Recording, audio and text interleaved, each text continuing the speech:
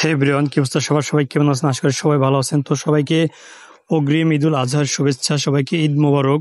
তো কালকে পবিত্র ঈদুল আজহা, আজকের হচ্ছে চাঁদ রাত। আমরা আসছিলাম মার্কেটে একটু ঘোরার জন্য, যেহেতু আমরা বাঙালি আর নতুন আসছি সৌদি আরবে। আমাদের এখন বর্তমানে আর কাজ কামও নাই।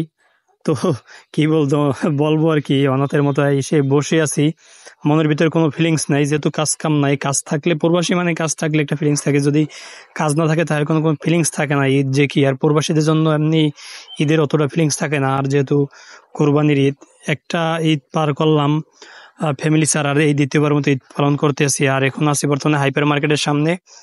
এখানে একটু ঘোরাঘুরি করলাম আর তিনজনে তিনটে পেজু খাইয়ে নিলাম 1 টাকা করে। এতটুকুই ছিল আজকের। তো দেশে থাকলে হয়তো একটা গেঞ্জি হইলেও কিনতাম ঈদুল আজহায়।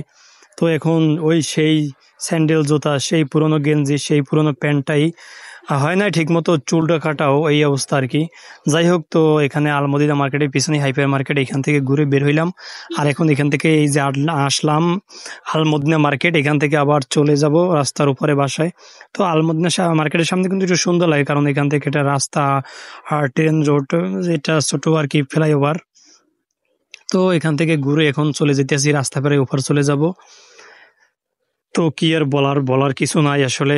খুব মানে খারাপ মুডেই আছি, একটা যাই মানে বলা যায় এরকম, যে খারাপ মুড নিয়ে হাঁটতেছি বা ঘুরতেছি। যেহেতু দেশে থাকলে অন্যরকম একটা, আসলে জানেন, দেশে থাকলে যে মন মানসিকতা ভালো থাকে, বিদেশ যদি থাকে তাহলে ওই অতটা মন মানসিকতা ভালো থাকে না, মনটা থাকে বাজার মতো। তো এখান থেকে আমরা রাস্তা পেরে ওপার যাবো, জায়গাটা অনেক রিস্ক, তারপরও দৌড়ে আসলাম আর এপার চলে আসছি। এখান থেকে ছোট করে আরেকটু আবার চিকন রাস্তা, এটা পারাইয়া এখন আমরা চলে যাবো বাসার দিকে। যে আমরা তিনজন আছি, তিনজনের আসলে মনটা অতটা ভালো নাই, যেহেতু কারোই কাজ নাই।